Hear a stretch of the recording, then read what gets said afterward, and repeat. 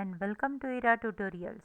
I am Aarti Naik and today I am going to teach you class 5 subject English topic number 10, the 3 sacks of rice. This is a very wonderful story and also it teaches you the moral of life. Let us see the story. The 3 sacks of rice. You may have read many stories about 3 brothers. Usually two of them, the elder ones are strong, clever, but unkind.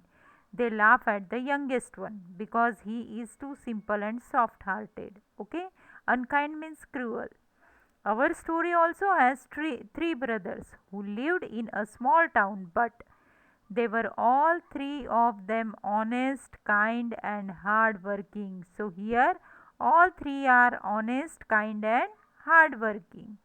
The elder one ran a shop, the middle one was a priest.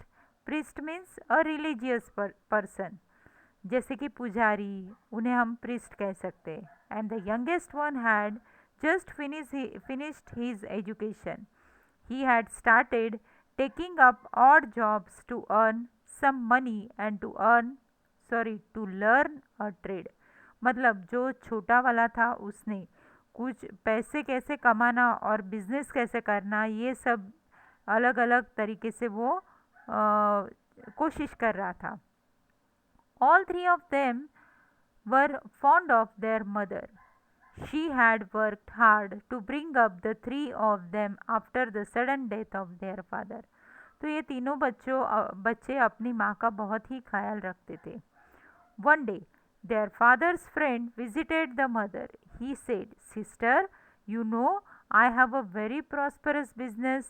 मतलब एक दिन उनके पिताजी के दोस्त उनके घर पे आए और उन्होंने इन तीनों लड़कों की माता से कहा कि आपको मालूम है कि मेरा बहुत ही अच्छा बिजनेस है. But now I am getting old and my only daughter is of marriageable age. लेकिन अब मैं बूढ़ा हो रहा हूँ और मेरी एक ही लड़की है जो अब शादी की उम्र की है. I am looking for son in law who could be a good husband to my daughter and who would also handle my business well. तो उन्होंने बताया कि मेरी बेटी की अब शादी की उम्र हो गई है तो मुझे अपनी बेटी के लिए दूल्हा ढूंढना है. तो मैं चाहता हूँ कि उसे कोई अच्छा सा पति मिले जो मेरे बेटी का भी ख्याल रखे और मेरे बिजनेस का भी ख्याल रखे. I like all your sons. मतलब मुझे आपके सभी तीनों लड़के बहुत अच्छे लगते हैं. इफ़ यू परमिट मतलब अगर आप मुझे परमिशन देती है तो I will marry my daughter to one of them but before that I have a plan. मतलब उसने कहा कि मैं चाहता हूँ कि आपके तीनों ही बेटे अच्छे हैं तो तीनों में से किसी एक के साथ मैं अपने बेटे की शादी करना चाहता हूँ लेकिन उसके पहले मेरे पास एक प्लान है. He discuss the plan with her and she agreed quite readily. मतलब उन्होंने अपना प्लान बताया बच्चों की माँ को और वो तुरंत तैयार हो गई. The next day the friend went to each of three brothers one by one. He gave them each a sack of rice and said, my dear boy, I am going away for few months for some necessary work.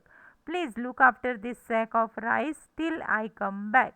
मतलब उन्होंने क्या किया, अगले ही दिन वो तीनों ही भाइयों को अलग अलग मिले और उन तीनों ही भाइयों को एक एक राइस की सैक दी. मतलब चावल की एक एक बोरियां दी और उन्होंने बोला कि मैं कुछ दिनों के लिए बाहर जा रहा हूँ तो आप तीनों आप अपने पास जो जो बोरियां है चावल की उसका ध्यान रखेंगे. The friend went away. Many months passed, but he did not return. It was nearly a year before he came back. He visited the eldest brother first. The eldest brother welcomed him and gave him a small purse full of money. Uncle, you had left a sack of rice with me. After a few months, I was worried that it may get spoiled. मतलब वो खराब हो जाएंगी, उसमें कीड़े लग जाएंगे. आप तो मेरे पास रख के गए थे. तो अब जब 1 साल के बाद अंकल आए तो बड़े बेटे के पास पहले गए तो बड़े बेटे ने बोला, उसने अपने पर्स में से कुछ पैसे निकाल के अंकल को दिए और बोला कि आप तो सैक रख के गए, यहाँ पे चावल की बोरी रख के गए, लेकिन मैंने सोचा कुछ महीने तक रखा मैंने, फिर मैंने सोचा कि अब ये इसमें कीड़े लग जाएंगे। Therefore I sold the rice to my customer. Here is the money I got, please accept it. तो इसलिए मैंने मेरे दुकान में जो भी लोग आते थे उनको वो चावल बेच दिए, अब आप अपने चावल के पैसे ले लो। Thank you my boy, you are such a honest person. मतलब उन्होंने कहा कि ये बड़ा बेटा तो बहुत ही ऑनेस्ट है। Then the friend went to see the middle brother who was a priest. The priest greeted him with joy and affection. He said, Uncle, remember you had left a sack of rice with me an hour ago. I had kept it for many months, but then I was worried that it may get spoiled. I distributed the rice among the poor in your name. They will bless you for satisfying their hunger. However, I did that without your permission and I am willing to pay you back for the rice. मतलब अभी मझले बेटे ने क्या किया, उसने उसने बोला uncle को कि ये चावल की बोरी यहाँ पे रखे रखे ख़राब होती, उसमें कीड़े लग जाते, तो मैंने ये गरीबों में बांट दिया, तो अब गरीब आपको दुआएं देंगे, लेकिन मैंने आपको बिना पूछे ही बांटे हैं, इसलिए आप चाहे तो मैं आपको चावल की जो कोई भी कीमत होगी मैं आपको पैसे देने के लिए तैयार हूँ। No my boy, you acted wisely and kindly. The blessing that I got from the poor people are enough for me. Please don't even think about the money any more. When the friend went to visit the youngest one, he too welcomed him with love and respect. But he said that मतलब मझले बच्चे ने जो भी कहा तो uncle ने बोला कोई बात नहीं, मुझे उनकी दुआओं से ही चल जाएगा, पैसे देने की आप बात भी मत करो। अभी उनके पापा के दोस्त छोटे बेटे के पास गए और छोटे बेटे ने भी उनको वेलकम किया, खुशी खुशी उनका आदर सत्कार किया और वो उनको बोला I had a confession to make, मतलब टू ओपन एडमिटेंस, मतलब मुझे आपको एक बात बतानी है। The sack of rice was lying with me for a long time, but when I had an idea, I often go to a neighboring farm to help with the work. मतलब ये बहुत दिनों तक पड़ी रही थी, तो मैंने सोचा कि इसका कुछ किया जाए। तो मैंने क्या किया, नज़दीक के फार्म में मैं गया, वहाँ के फार्मर से मिला।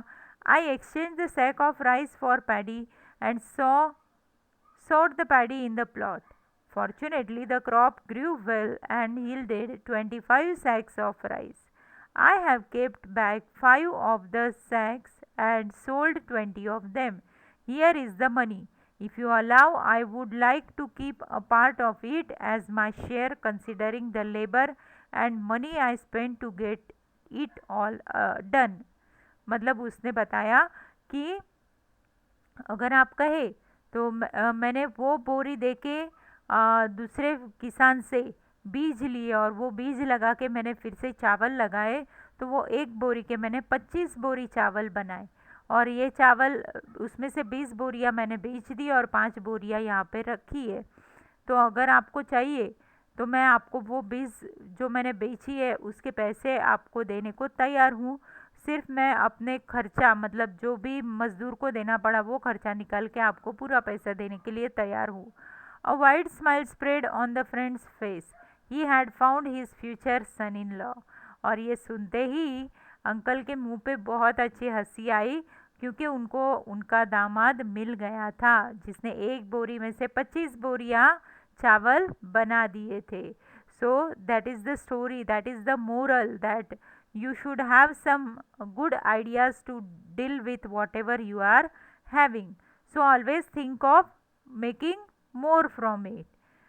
तो इसने, ये छोटे बेटे ने यही किया, ये बहुत चालाक था, इसने उसका दिमाग हमेशा बिजनेस के बारे में ही सोचता रहता था, तो उसने बाकी के दोनों से ज़्यादा